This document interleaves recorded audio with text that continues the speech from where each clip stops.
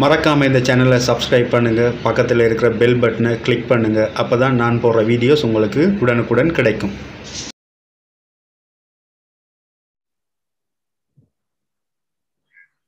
Okay, அப்போ நாங்கள் இன்றைக்கு தலையீட்டுக்கு அடுத்ததாக உள்ள விஷயங்களை நாங்கள் பார்ப்போம். அப்போ இந்த தலையீடுன்றது எதற்கு கீழே பார்த்தோம்னு சொன்னால் எங்களுக்கு தெரியும் மேற்பொருந்துகை தத்துவம்.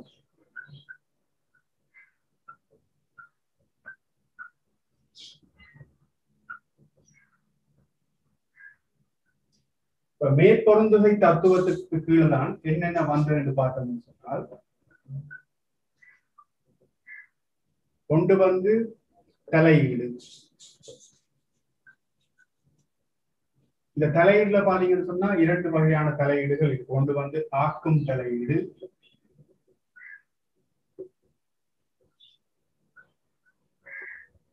மற்றது அழிக்கும் தலையீடு.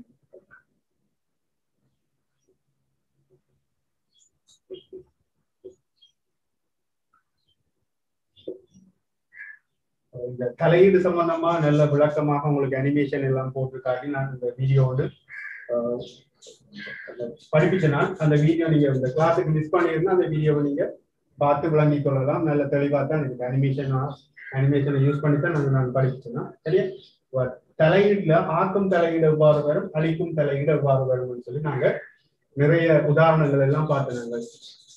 அதுல இரண்டாவதாக வரப்போகுது நிலையான இலக்கியம்.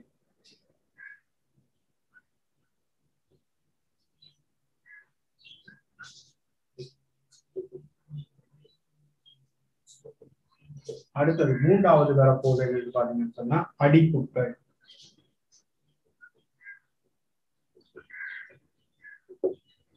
நாங்க இன்னும் பார்க்க வேண்டிய விஷயம் என்னன்னு பாத்தீங்கன்னு சொன்னா நிலையான இலைகளும் அடிப்புகளும் பற்றி தான் நாங்க பார்க்க போறோம். அப்ப இதுல நிலையான இலைகள் என்று சொன்னா என்ன, நிலையான இலைகள் எவ்வாறு உருவாக்குறது, அதே மாதிரி அடிப்பு என்று சொன்னா என்ன, இந்த அடிப்பு எவ்வாறு உருவாக்க போகுது என்று சொல்லித்தான் நாங்க இன்னைக்கு பார்க்க போறோம். அப்ப தலையீடு பார்த்து முடிச்சுட்டோம். இன்றைக்கு பார்க்க போறது இந்த நிலையான இலைகள் சம்பந்தமான விஷயம் தான் நாங்க பார்க்க போறோம் சரியா. அடுத்தது மேற்பொருந்துகை தத்துவத்தில் இரண்டாவது விஷயம் நிலையான இலைகள்.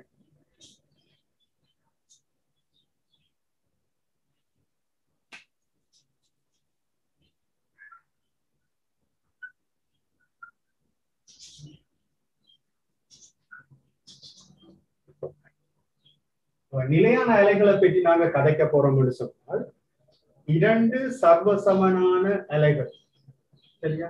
இரண்டு சர்வசமனான இலைகள் எதிரெதிர் திசைகள்ல போற நேரம் இங்க நிலையான இலைகள் தோற்றுவிக்கப்பட போகுது. இப்ப இதுக்கு உதாரணமா பார்த்தோம்னு சொன்னால் ஒரு குறித்த ஒரு மீனிடனுடைய இலை குறுக்களை இவ்வாறு நகரப்போகும். அதே நேரம் இதுக்கு சர்வசமனான இன்னொரு இலை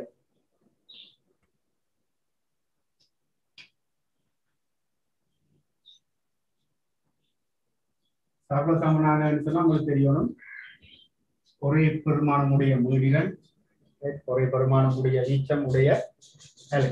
இவ்வாறு வார நேரம் இங்க என்ன நடக்க போகுது என்று பாத்தீங்கன்னு சொன்னால் இங்க இவ்வாறு வார நேரம் என்ன, இவர் இந்த பக்கம் நகரப்போற, இவர் இந்த பக்கம் நகரப்போற, இப்படி ரெண்டும் ஒன்று சந்திக்கிற நேரங்களில இங்க என்ன நடக்க போகுது, எனக்கு இந்த ரெண்டு முடியும் ஒன்றாக சேரும் போது எனக்கு ஆக்கும் தலையீடு நடக்கும். ஏன்னா உங்களுக்கு தெரியும் ஒரே அவத்தையில் இருக்கிறதால இந்த ரெண்டு முடிகளும் சேர்ற நேரம் எனக்கு ஆக்கும் தலையீடு நடக்கும். அதே போல இதனுடைய முடியும் இதனுடைய தாடியும் சேர்ற நேரம் எனக்கு அழிக்கும் தலையீடு நடக்க போகுது. அதாவது இது நேரவத்தையா இருக்க போது, இது எதிரவத்தையா இருக்க போகுது. அதாவது உங்களுக்கு தெரியும் இப்போ ஒரு அலை என்று எடுத்தோம்னு சொன்னா அலை இப்படித்தான் போகும், மேலகளை இவ்வாறு அசைய போது. அப்ப இந்த கிடைமட்டத்துக்கு மேல உள்ளது நேரவத்தைன்னா இது அதுக்கு எதிரான அவத்தை திசையை சொல்றோம். அதே போல இங்க பார்த்தோம்னு சொன்னால் இவ்வாறு இரண்டு அலைகள் சர்வசமனான அலைகள், ஒரே மீடிடன் ஒரே வீச்சமுடைய ரெண்டு சர்வசமனான அலைகள் எதிரெதிர் திசைகள்ல பயணம் செய்கிற நேரம் இங்க மேற்பொருந்துகை அடைய போகுது. அப்போ மேற்பொருந்துகை அடைகிற நேரம் உங்களுக்கு ஆக்கும் தலையீடு வரலாம், அழிக்கும் தலையீடு வரலாம். ஆக்கும் தலையீடு வார நேரம் இங்க நடக்க போகுதுன்னு சொன்னால் இதனுடைய வீச்சம் வந்து இருமடங்காக போகுது. அப்படி ஒரு சந்தர்ப்பத்தை பார்த்தோம்னு சொன்னால்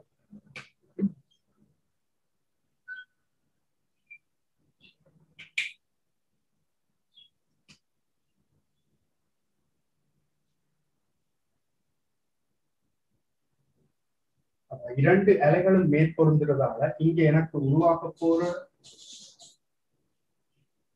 விளையுள் அலை பாத்தீங்கன்னு சொன்னால் எனக்கு வீச்சம் வந்து இவ்வாறு வரும்.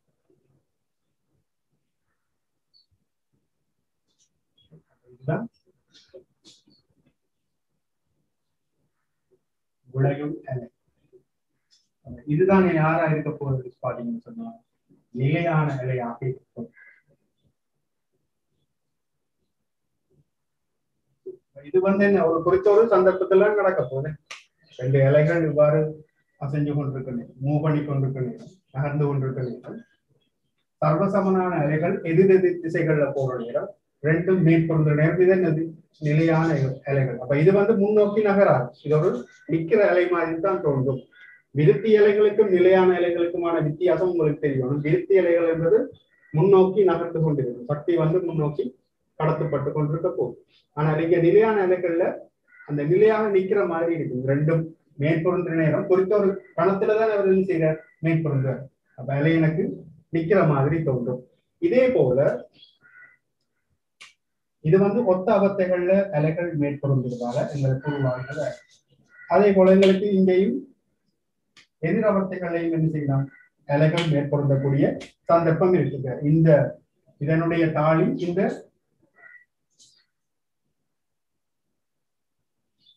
முடியோட சேரக்கூடிய சந்தர்ப்பங்களும் சர்வசமனான அலைகள் என்று வரும்போது நீச்சங்கள் எல்லாம் சமனாக இருக்கும்.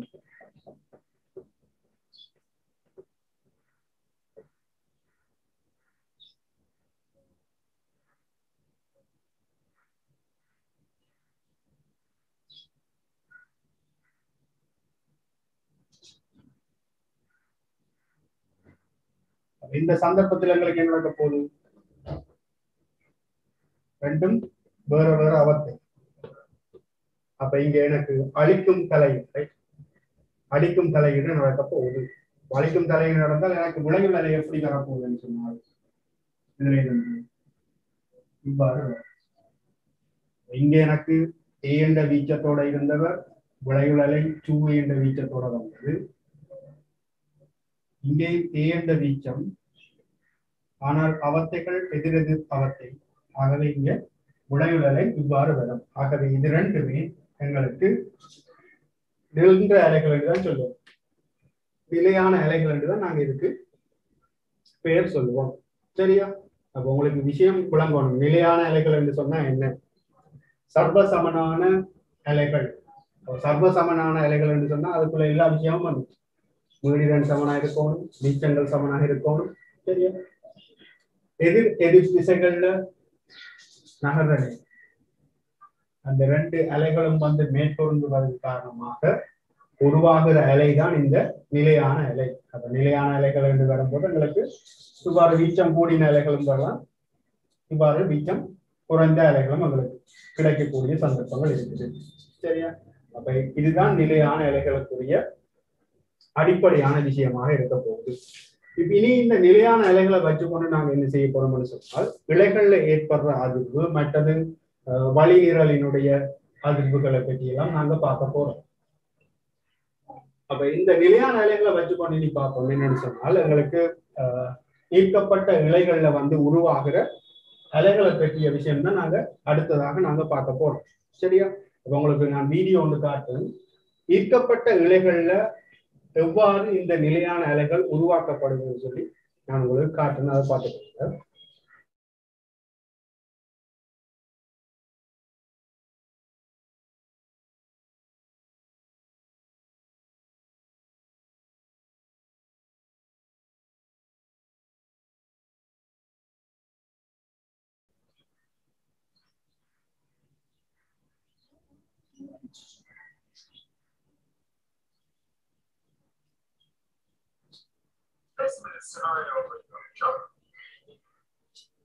Now, I can find any of the other, all of the other harmonics are multiples of this number. So we just saw 2 times this number with the second harmonic, with the second harmonic. 3 times this number, I should get the third harmonic. 3 times 3.5.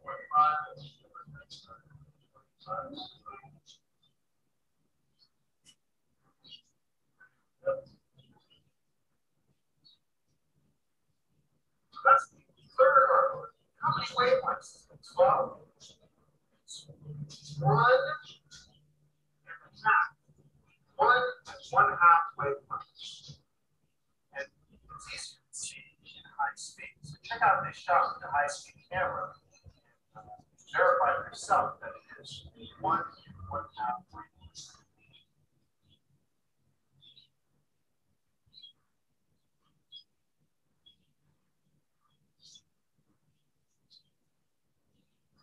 So again, third harmonic, 1.5 wavelengths. Well, let's go to the 6th harmonic. The 6th harmonic will just be double this frequency.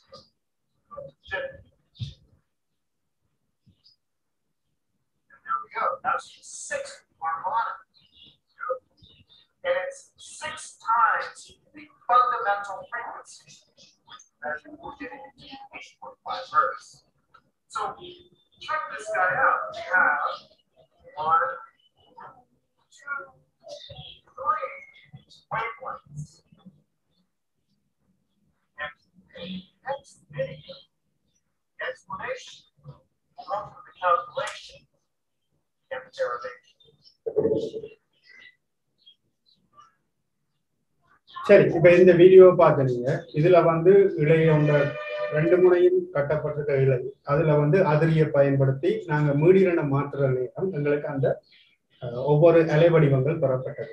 உங்களுக்கு தெரியணும், அதிர்வெண் என்று சொன்ன என்னது, ஓரளவு நேரத்தில் ஏற்படுற அதிர்வுகளின் எண்ணிக்கை தான் என்னது அதிர்வெண் என்று நாங்க பார்க்கலாம். அப்ப இது நாங்க சாதாரணமாவே எங்களோட வீட்லயே நாங்க செய்து பார்க்கலாம். என்ன, ஒரு கயிறு எடுத்துட்டு ஒரு பக்கம் ஒரு ஆள் பிடிக்க வச்சுட்டு இங்கே நாங்க அசைக்கிற நேரம் உங்களுக்கு அந்த அலை வடிவங்கள் மாறுபடும்.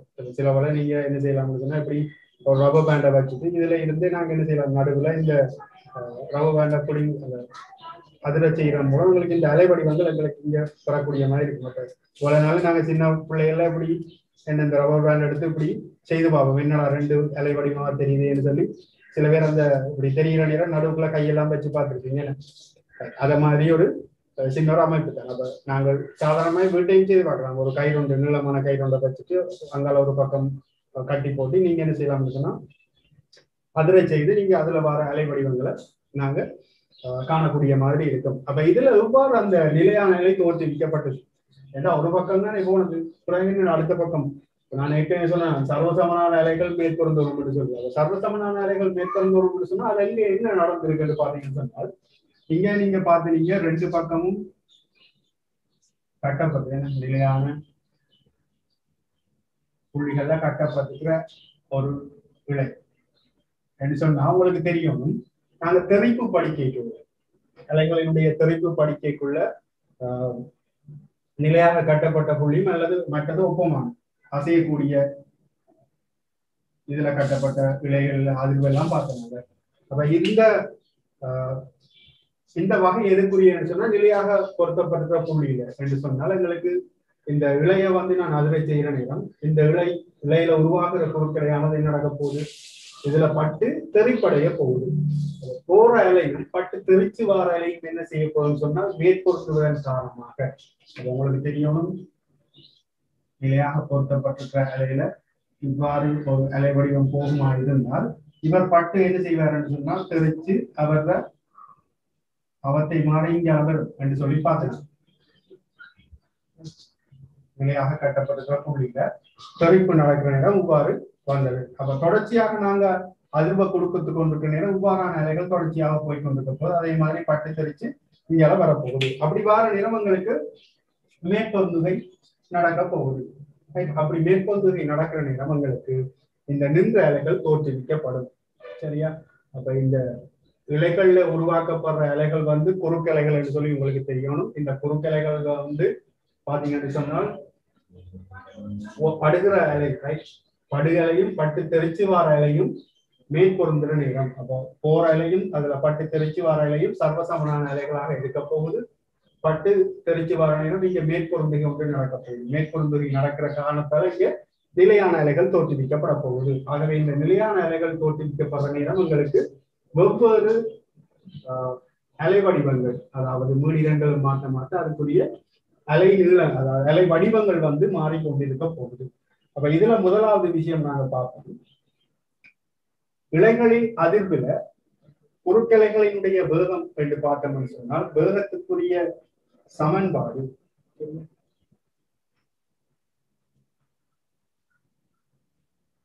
இழைகளில் குறுக்கலைகளின் வேகம்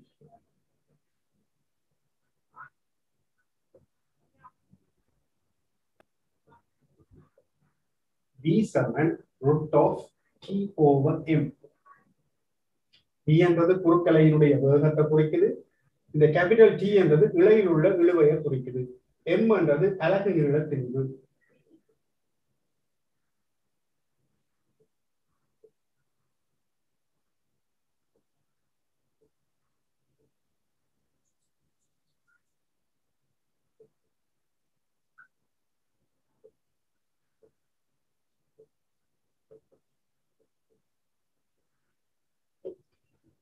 அப்ப இதுல கவனிச்சு கொள்ளுங்க, இழையில் உள்ள இழுவை செய்யும் சொன்னா உங்களுக்கு தெரியும், இதனுடைய அலகு வந்து நியூட்டன்.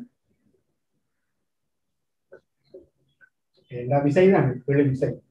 அலகு நீள திணிவுன்னு சொன்னா உங்களுக்கு தெரியும், இதனுடைய அலகை பார்த்தீங்கன்னு சொன்னால் ஓரலகு நீளத்துல உள்ள திணிவு. ஆகவே கிலோகிராம் மீட்டர் -1. ஓரலகு நீளத்தினுடைய திணிவு தான் இந்த அலகு நீள திணிவா இங்க நாங்க சொல்லுவோம். V7 root of T over M என்ற சமன்பாடு. இதை நீங்க மறக்க கூடாது. இழைகளில் ஏற்படுறது குறுக்கலை, அந்த குறுக்கலையுடைய வேகத்துக்கான சமன்பாடு V7 root of T over M. சரி, அப்ப இது இந்த சமன்பாடு நீங்க மறக்க கூடாது. இது உங்களுக்கு கட்டாயமான ஒரு சமன்பாடு. அப்ப இதுல இருக்கிற கணியங்கள் உங்களுக்கு தெரியணும். இழையில் உள்ள இழுவை, மற்றது அலகு நீள திணிவு. M என்றது சில பேர் திணிவண்டு மட்டும் நீங்க ஞாபகத்துல வச்சிருக்கீங்க, அப்படி அலகு திணிவை மட்டும் நீங்க போட்டு செய்யற நேரம் உங்களுக்கு குழைஞ்சிடும். அப்ப கவனிச்சு கொள்ளணும், M என்றது அலகு நீள திணிவு. சரியா, அலகு நீள திணிவுன்றதுக்குரிய அலகு வந்து கிலோகிராம் மீட்டர் -1. அப்ப இதை நீங்க கடைசி வரைக்கும் மறக்க கூடாது. இனி பார்ப்போம், இந்த குறுக்கலைகள்ல ஏற்படுற இந்த அலை வடிவங்கள், அதுக்கு நாம ஒவ்வொரு பெயர் சொல்ல போறோம். முதலாவது அடிப்படை சுரம்.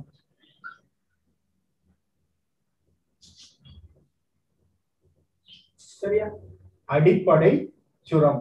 அடிப்படை சுரம் என்று சொன்னால் எங்களுக்கு அலை வடிவம் எப்படி வரப்போகுதுன்னு சொன்னா, இந்த இழையினுடைய நீளத்தை நான் L வச்சிருக்கேன். சரியா, இந்த இழையினுடைய நீளம் L. இப்ப அடிப்படை சுரம் என்று வரும்போது அடிப்படை சுரத்துக்கான அலை வடிவம் எனக்கு இவ்வாறு தோற்றுவிக்கப்படும். சரியா, இதை வடிவா கவனிச்சு கொள்ளுங்க. அடிப்படை சுரத்துக்குரிய அலை வடிவம் உங்களுக்கு இந்த வடிவத்துல பெறப்படும். அப்ப இந்த வடிவத்துல இருக்கிற நேரம் எங்களுக்கு இப்ப அலை என்று வரும்போது இப்படித்தான் எங்களுக்கு குறுக்கலைகள் இவ்வாறு வந்து, இன்னொரு அலை வந்து மேற்கொண்ட இடம் உங்களுக்கு இப்படி வரப்போம். அப்ப இதுல எங்களுக்கு இந்த புள்ளிகளை தெரியும், என்னென்ன இவை கணுக்கள் என்று சொல்லுவோம். நடுவில் இருக்கிற புள்ளிகளை முரண் கணுக்கள் என்று சொல்லுவோம்.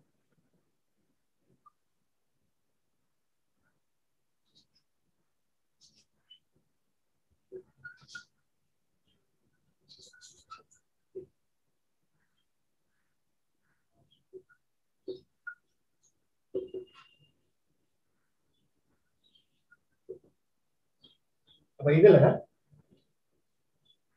கணுக்கள், கணு முரண்கணு, கணு முரண்கணு. அப்ப இந்த கணுக்கள் இருக்கிற இடத்துல இதுல வேகம் வந்து என்னவா இருக்க போகுதுன்னு சொன்னா பூஜ்ஜியமாக இருக்க போகுது. இதுல வீச்சம் பூஜ்ஜியமாக தான் இருக்கும். அதே மாதிரி இந்த இடம் வந்து அதிக வீச்சமாக இருக்க போகுது.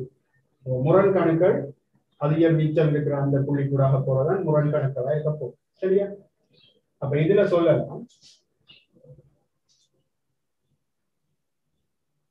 அடுத்த ரெண்டு கணுக்களுக்கு இடைப்பட்ட தூரம் λ/2. அதாவது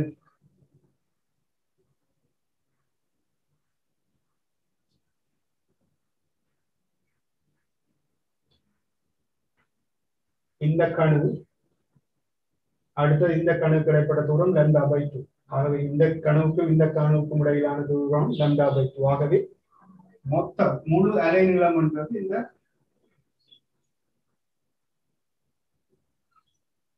இவ்வளத்தையும் குறிக்க போகுது. அப்ப இதுதான் ஒரு முழு அலையாக இருக்கிறது, முழு நின்ற அலையாக இருக்கிறது.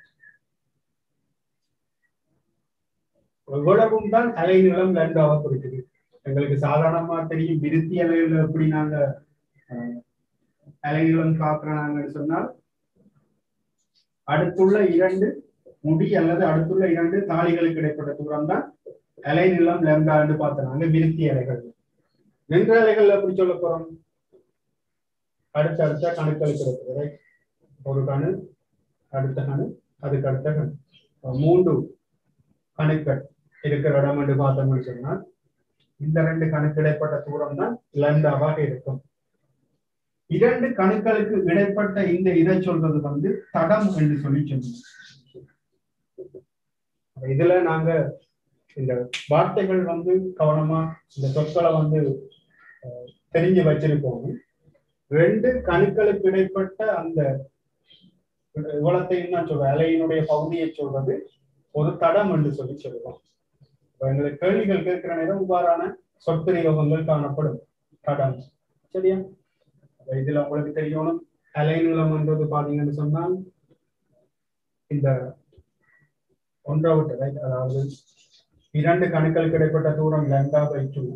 ஆகவே எனக்கு λ வரணும்னு சொன்னால் இந்த கனவுக்கும் இந்த கனவுக்கும் இடைப்பட்ட தூரம் தான் அலைநீளம் λவை குறிக்கும். ஆகவே எனக்கு இதன்படி அடிப்படை சுரத்தினுடைய அலை வடிவம் இவ்வாறு பெறப்பட்டது. ஆகவே இந்த அடிப்படை சுரத்தினுடைய அலை நீளத்தை வந்து நான் சொல்றது என்று சொன்னால் இது கணு, இது கணு, இது முரண்கள். அப்ப இரண்டு கணுக்களுக்கு இடைப்பட்ட தூரம் வந்து என்னவாக இருக்க போகுது பாத்தீங்கன்னு சொன்னால் λ/2 இருக்க போகுது.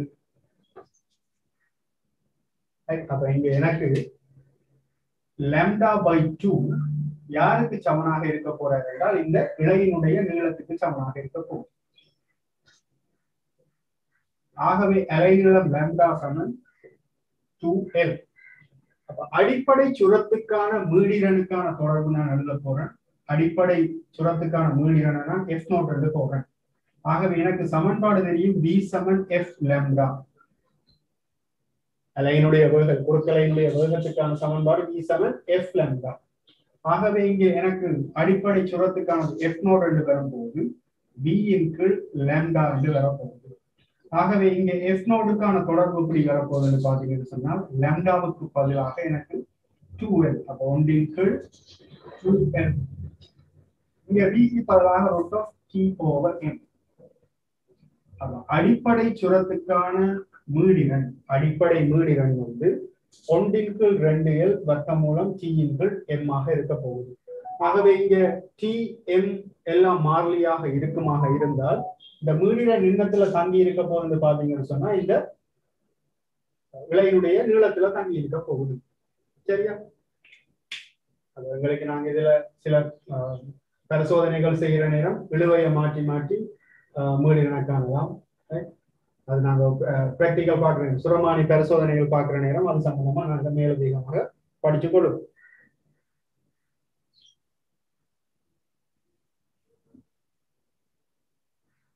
இனி பார்ப்போம் இதுல என்னன்னு சொன்னால் அடுத்தது அடிப்படை சுரத்துக்கு அடுத்ததாக உள்ள விஷயம் முதலாம் மேற்றொனி.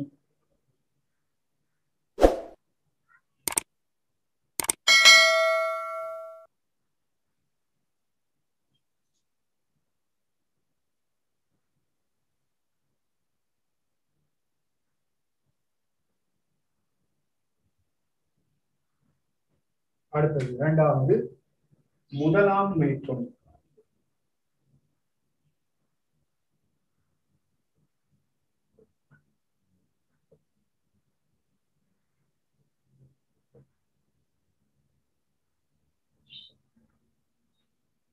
முதலாம் மேற்றோணி என்று வரும்போது எங்களுக்கு இது அடிப்படை சுரம்.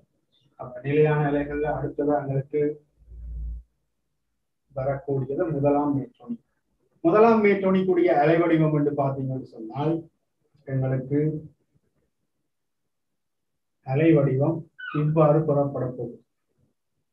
நீங்க அதுல அதிர்ற நேரம் பார்த்தீங்க, அவர் அந்த அதிர்வண்ண மாற்ற மாற்ற எங்களுக்கு அலை வடிவங்கள் இவ்வாறு வந்து கொண்டிருந்தது.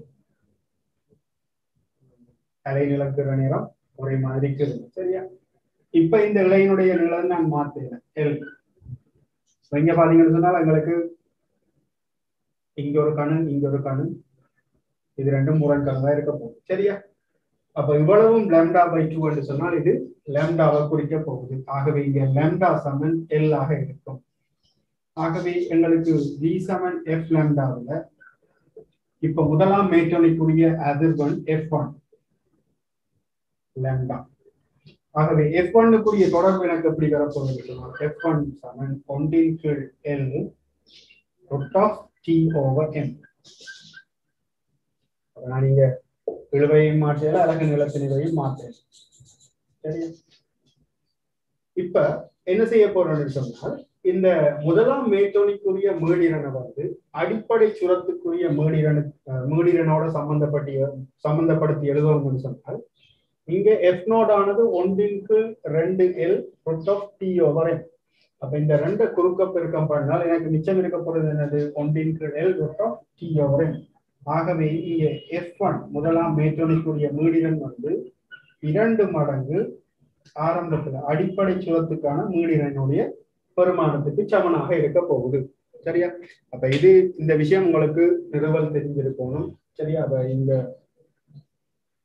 விஷயங்கள் ஒழுங்கா தெரிஞ்சாதான் நாங்க கேள்வி எஸ்ஐ கேள்வியோ அல்லது MCQ கேள்விகள் எல்லாம் நாங்கள் இந்த இவ்வாறான விஷயங்களை வந்து பாவிக்கிறது மூலம் நேரத்தை மிச்சப்படுத்தலாம். அடிப்படை சுரத்துக்குரியது F0 என்று சொன்னால் முதலாம் மேற்றோணிக்குரியது 2F0. அடுத்தது இரண்டாம் மேற்றோணிக்குரியது பாத்தீங்கன்னு சொன்னால் இதன்படி பார்த்தோம்னா 3F0 என்று வரணும். அதை எப்படி செய்யலாம்னு சொல்லி பார்ப்போம். சரியா? கவனித்துக் கொள்ளுங்க.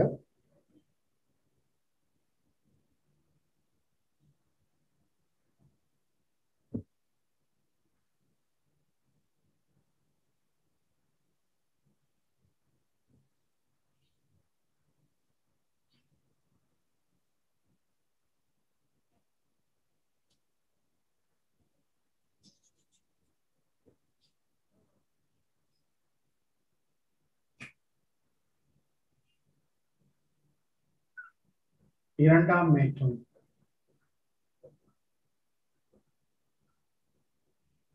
இரண்டாம் மேற்றோணிக்குரிய அலை வடிவம் எப்படி? இது வந்து நான் நிலையாக கட்டப்பட்டிருக்கிறதுக்காக என்று காட்டுறதுக்காக நான் இப்படி கோடு போட்டு காட்டுறேன்.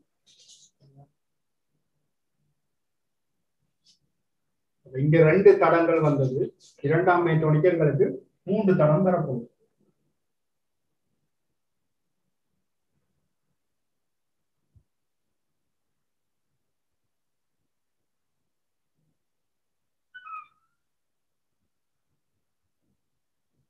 அலை வடிவங்கள் முக்கியம். உங்களுக்கு அலை வடிவங்கள் பிழை இல்லாம கீழ தெரியும். கீழ தெரிஞ்சாதான் எங்களுக்கு அங்கெல்லாம் மிச்சம் எல்லாம் பிழை இல்லாம செய்யக்கூடிய மாதிரி பாருங்க. 2 கணுக்களுக்கு இடைப்பட்ட தூரம் λ/2 என்றால் இங்க λ/2 λ/2 λ/2 இருக்கிறது. ஆகவே மொத்தம் வந்து 3 λ/2 இருக்கு. ஆகவே மொத்த நீளம் L. இந்த L வந்து யாருக்கு சமனா இருக்க போகுது பாத்தீங்கன்னா 3 λ/2க்கு சமம். அப்ப இங்க பாத்தீங்கன்னு சொன்னால் இங்க 3 தடங்கள் காணப்படுறதால இவ்வளவும் λ/2 இவ்வளவும் λ/2 இவ்வளவும் λ/2. அப்ப 3 மடங்கு λ/2 யாருக்கு சமனா இருக்க போகுதுன்னா இந்த இலையினுடைய நீளம் L-க்கு சமம். ஆகவே இதுல இருந்து அலை நீளம் λவுக்கான தொடர்பு 2L/3 என்று வரப்போகுது. பிறகு V சமன் F λ, பொருட்களினுடைய வேகத்துக்கான சமன்பாடு V சமன் F λ. இப்ப இதுல இருந்து F2க்கானது இரண்டாம் மேற்றோணிக்குரிய மீடிரனுக்கான தொடர்பு நான் கண்டுட்டேன். இப்ப λவுக்கு பதிலாக 2L/3 போட்டா அந்த 3 மேல போக 3/2L வர்க்கமூலம் T/N. ஆகவே இங்க அலைநீளம் F2 வந்து அடிப்படை சுரம் சார்பாக சொன்னால் இங்க 1/2L வர்க்கமூலம் T/n தான் F0க்கு சமம். ஆகவே இங்க 3F0 வந்து வரப்போகுது. பாருங்க F0 2F0 3F0 வந்து வரப்போகுது. அடுத்தது மூன்றாம் மேற்றோணி என்று சொன்னால் எங்களுக்கு தடங்கள் 4 தடம் தரப்போகுது. ஆகவே 4 தடம் வார நேரம் அதுக்கான தொடர்பு எங்களுக்கு எழுத தெரியும். சரி, அதையும் நாங்க பார்ப்போம்.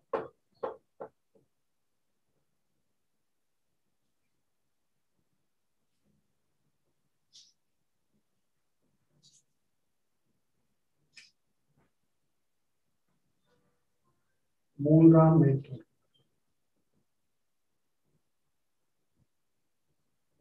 மேற்றோணி என்று வரும்போது உங்களுக்கு இங்க 4 தடம் வரப்போகுது.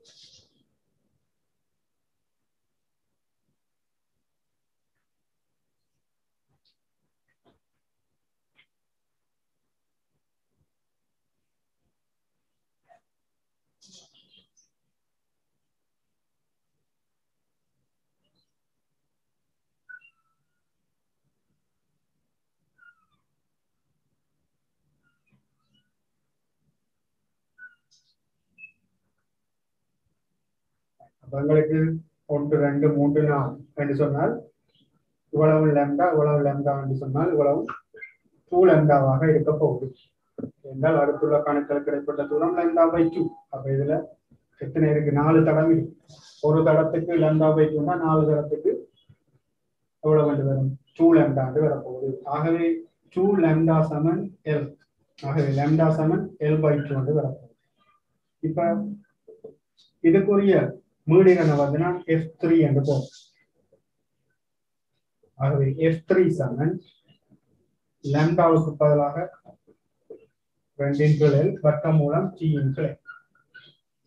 சரி, அப்ப நான் இங்க விளைவைய மாத்தாம தான் இந்த தொடர்புகளை எடுத்துக்கொண்டு இருக்கேன். சரி, அதே மாதிரி விளையினுடைய நீளத்தையும் நான் மாத்தேன்.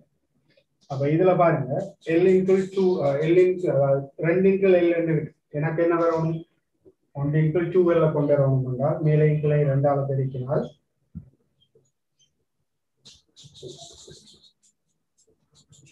F3க்கான தொடர்பு பார்த்தீங்கன்னு சொன்னா 1/2L வர்க்கமூலம் T/n பதிலாக F0 போடலாம்.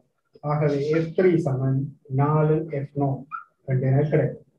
ஆகவே MCQ கேள்விகள் கேட்கப்படுற நேரம் எங்களுக்கு அடிப்படை மீடியன் சம்பந்தமாக இந்த தொடர்புகள் எழுதலாம். F0 2F0 3F0 4F0 5F0 6F0 இவ்வாறு எங்களுக்கு இந்த ஒவ்வொரு நிலைக்குரிய மீடியன்கள் எங்களுக்கு வந்து கொண்டிருக்கும். அப்ப இதுல எங்களுக்கு அடிப்படை மீடியன் தெரிஞ்சாது எங்களுக்கு முதலாம் மேற்றோணி, இரண்டாம் மேற்றோணி, மூன்றாம் மேற்றோணி, ஒவ்வொரு மேற்றோணிகளுக்குமான மீடியன்களை எங்களால கண்டுபிடிக்கக்கூடிய மாதிரி இருக்கும். சரி, அப்ப இந்த தொடர்பை வந்து நீங்க ஞாபகத்துல வச்சுக்கொள்ளுங்க. மற்றது இப்ப இதுல எங்களுக்கு மாறக்கூடிய விஷயம் என்று பார்த்தோம்னு சொன்னால் எங்களுக்கு பொதுவான ஒரு தொடர்பு எழுதினால் Fn n/2L வர்க்கமூலம் T/m என்று போட்டோம்னால் இங்க எண்ணுக்கு பதிலாக 1 போட்டால் அடிப்படைக்குரியது வந்து எண்ணுக்கு பதிலாக 1 போட்டா 1/2L √T/m. அதே போல எண்ணுக்கு பதிலாக 2 போட்டா மட்டும் சொன்னால் எங்களுக்கு 1/2L வர்க்கமூலம் √T/m இரண்டாம் அடிப்படைச்சுரம் முதலாம் மேற்றோணிக்குரியது. அப்ப பொதுவான ஒரு தொடர்பா இதை வச்சுக்கொள்ளுங்க. Fn = n/2L வர்க்கமூலம் T/m மனுதல். அப்ப இங்க எண்ணுக்கு பதிலாக என்ன போட போறீங்க? 1 2 4 இப்படி போடுற நேரம் உங்களுக்கு அடிப்படை முதலாம் மேற்றோணி, இரண்டாம் மேற்றோணி, மூன்றாம் மேற்றோணி என்று சொல்லி இவ்வாறு தொடர்புகள் எனக்கு கிடைக்கும். ஆகவே ஈர்க்கப்பட்ட இலைகள்ல குறுக்கலைகளினுடைய அதிர்வெண்ண காந்தத்துக்குரிய தொடர்பு இதுதான்.